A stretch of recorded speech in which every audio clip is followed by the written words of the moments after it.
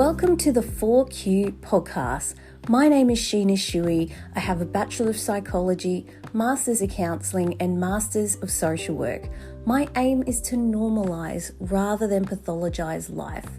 And in this podcast, we talk all things therapy, women's mental health, leadership, and business. So if you're ready to learn some tips, tricks, and hear some amazing stories to really amplify your life and your business, let's get into it. Welcome again to the 4Q podcast.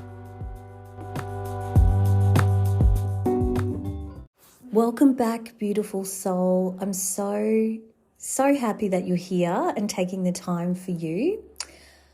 I want to have an interesting conversation about energy. It is the missing ingredient that so many of us talk about. And recently I was saying on socials, if you have been following along, is that perfect burger combo, right, is a burger, fries, and shake. And let's say you ordered that and you were craving it, right? Like that was the thing. You're like, yep, I'm going to treat myself, or I'm going to do this. That's what I'm craving. You go and get it. And then you check the bag and the fries are missing, or the burger's missing, or you don't get the shake, or the shake spills all over the ground, or whatever happens. It's devastating because it's not quite that ultimate combo. Some of the key things are there, but the ultimate combo is those three things together. And this is the same for life and in business. You need to have strategy, and you need to have the identity and the mindset, but you also need to have the energetics. And it was interesting because, as many of you know, I've gone through some really big shifts myself, and I've been really sick the last few months. So I've had my appendix out, I had the flu, I had gastro for 8 days. Yes, 8. And I'm going to be honest with you here that sometimes I get a little bit worried about sharing my wooey side, like my more spiritual side. But here's what I want to share is that whether you see this from a spiritual perspective or a psychological and pathological perspective, there's this notion of what we call somatoform disorders, which is when your body has symptoms because of your psychological state. So your body might have severe back pain or, sicknesses or illnesses mimicking a real illness like MS or autoimmune disease, but it's actually a psychological phenomenon. And I think that just shows us the power of the mind and the spirit over the body and the interconnection. And I'm very much a believer of East meets West, and I very much believe that our mind, our soul, our body are all interconnected. And for me, going through all this sickness, I believe I'm doing what I've recently found out is called an ascension sickness. And it's exactly what the name says, which is when you're going to a new identity, a new level, you're ascending into a really great, beautiful version of yourself, a version that you've never been. You're in shedding season and you got to let shit go. That might look like friends, relationships, but also all that past shit that is stored in your body, the past stories, the past times you let yourself down, the guilt, the shame, the disappointment. That all gets stuck in your body if you don't process it. And sometimes the body will purge it for you. And if it doesn't get purged, that's often when in my own clients, I see a lot of organ issues. So again, cortisol, which is the stress chemical, when it's released all the time, you're stuck in fight or flight all the time. That cortisol actually damages your organs. So kidney issues, liver issues, skin issues, eye issues, brain fog. Again, so many of my clients have IBS. 90% of people with IBS have anxiety. So we know the power of the mind-body connection. And so as I've been changing my mind, my body, the way I hold myself, I definitely feel that part of the reason I've let go of so much things in my body is because I'm changing.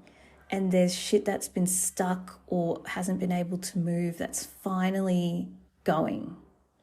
And it sucks. It was not fun because, again, I went to launch a new program and got completely sick. I couldn't show up, which, admittedly, it definitely affected sales and my ability to connect with people who wanted to do the program and keep that momentum going. So it was hugely disappointing, but I can feel that in me.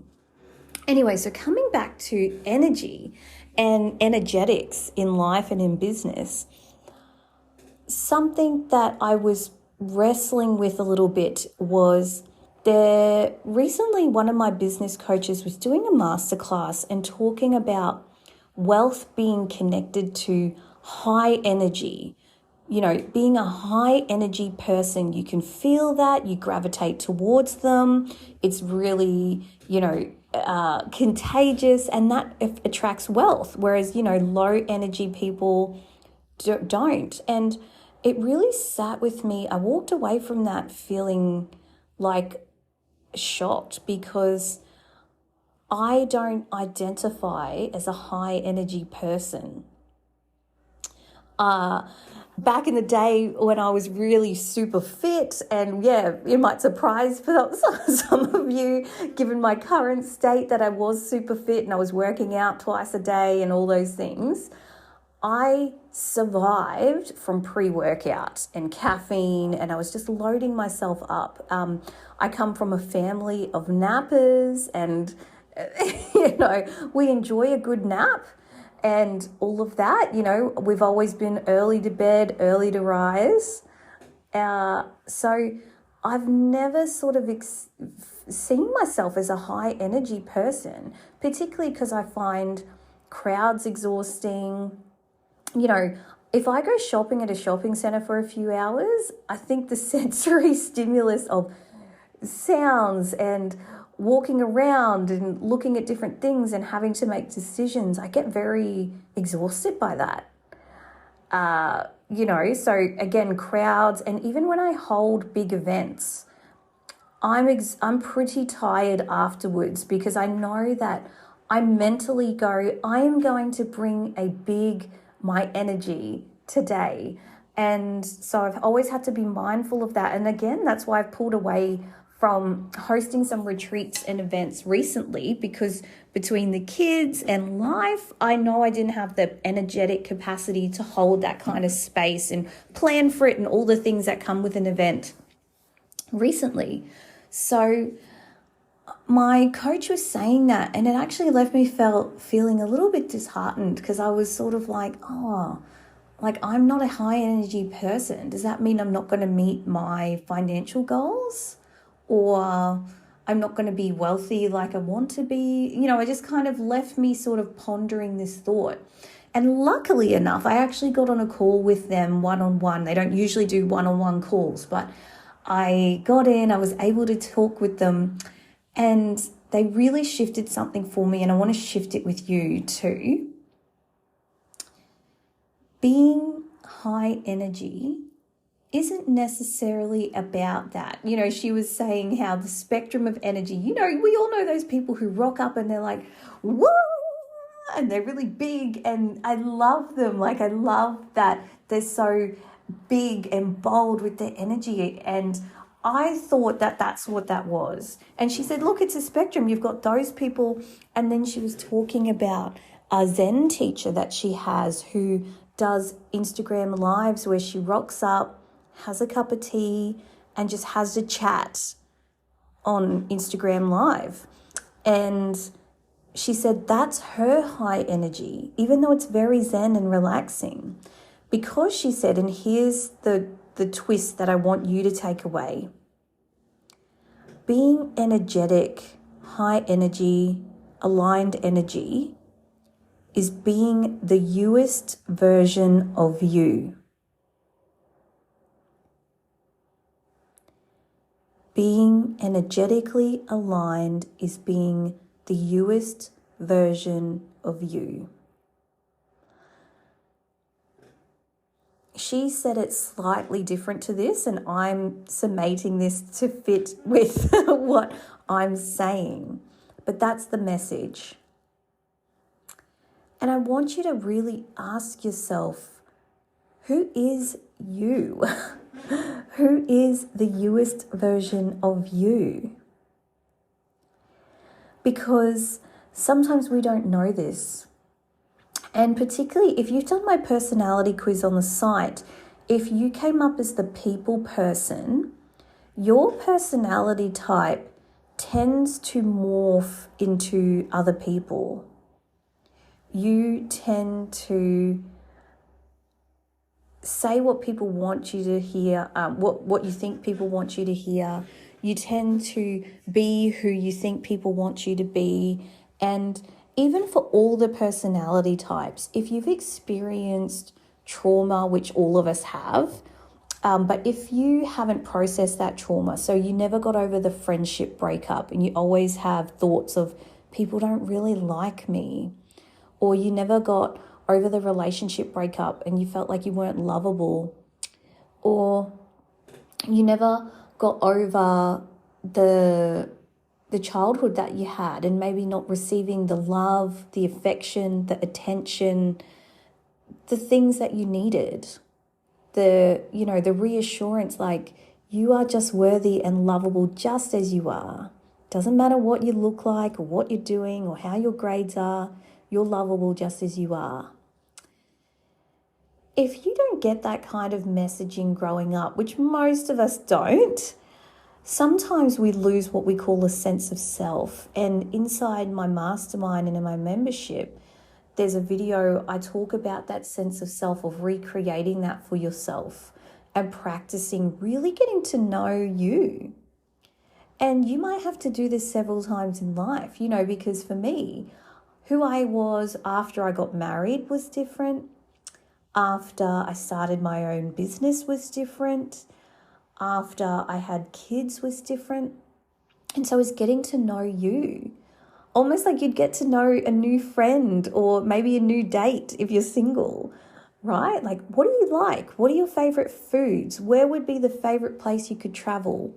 What's your favorite childhood memory? When did you feel the most calm in life? When did you feel the most excited in life? What was your proudest moment and why were you so proud of that moment? When was the moment where you felt most connected to the world and others? Did you ever have a sense of community? What would your ideal community and life look like? All of those sorts of questions help you figure out who you are. And then when you know that, you can turn up the dial, right? So I know that I love certain genres of music, right? Like I love Nicki Minaj and I love kind of female rap artists and that kind of thing. I love that. But I also like a lot of house music, EDM, all that sort of stuff. Because again, it reminds me of certain moments in life. But then I also love old school things like Michael Jackson because of the memories that it brings up from my family and them dancing and, 90s stuff. And so when I turn up the US version of me, I'm pumping those tunes in the car. I'm dancing to those tunes in the car. When I turn up the US version of me, I'm going, you know what? I actually have a quiet day. I'm going to go to the beach. Or I'm going to go treat myself to my favorite food, or I'm going to go listen to this certain meditation or whatever.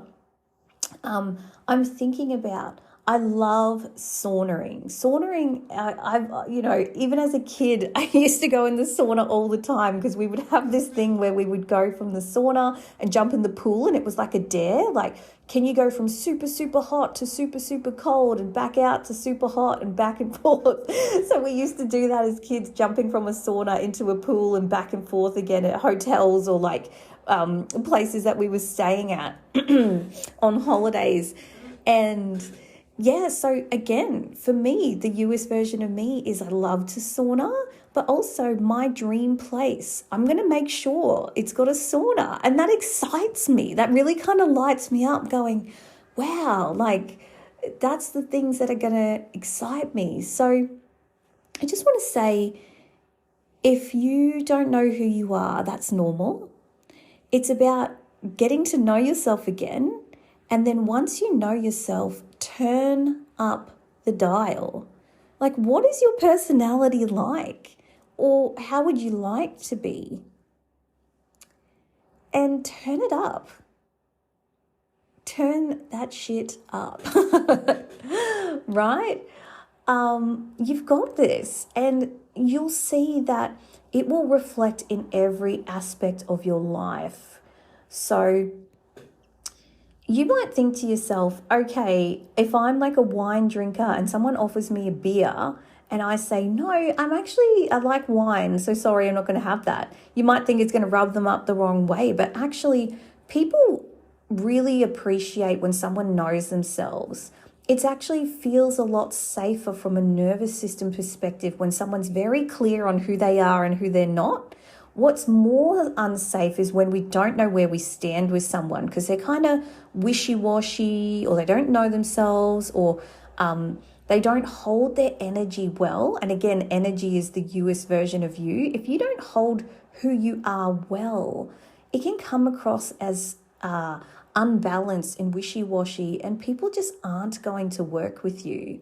Or when you do work with people or make friends or connect with people, you're going to feel too that it's not quite right. Or maybe you're attracting the wrong kinds of people, and then you keep wondering why your relationships and friendships break down. And that's okay. That's totally okay. Because again, when you turn up the dial on the US version of you got to let people go. You are going to detract some people and push them out of your life. But you're going to attract so much more aligned people. So it's a whole process of being the US version of you, but I'm excited for that for you. I'm excited for that for me too, to be honest. Because it's a never-ending process, right? The US version of me at 40, at 50, at 60, 70, 80, 90, they're all going to be slightly different, and I'm going to have to get to know myself again and again and turn up the dial again and again when the dial changes.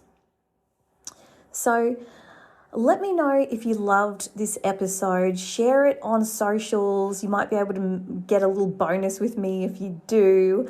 Share it on socials. Share it with someone who needs to hear this, or maybe is feeling a bit flat, maybe not themselves lately. Maybe they need to hear this podcast today. And again, thank yourself for giving you this time, because not everyone does this. Not everyone is into personal development. Isn't that sad? Don't we wish that everyone was? I think it would be a much better world we would live in. So thank you, beautiful soul. Thank you for being here. I'm so grateful for you. And I'll see you in the next episode of the 4Q podcast. Bye for now.